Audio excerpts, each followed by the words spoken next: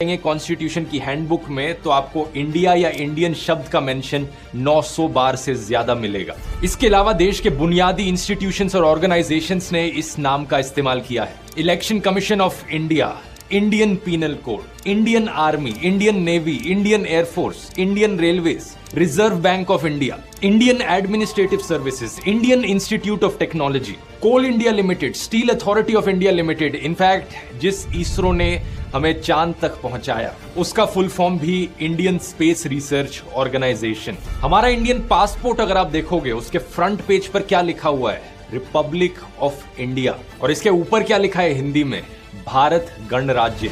तो ये पैटर्न अब तक बहुत क्लियर हो जाना चाहिए आपको कि हमारे देश का नाम जब इंग्लिश में लिखा जाता है इंडिया इस्तेमाल किया जा रहा है, और जब हिंदी में हम लिख रहे हैं तो भारत का प्रयोग कर रहे हैं। अब ऐसे दो अलग अलग भाषाओं में दो अलग अलग नाम का यूज करना कोई अजीब चीज नहीं है, कई देशों में ये किया जाता है।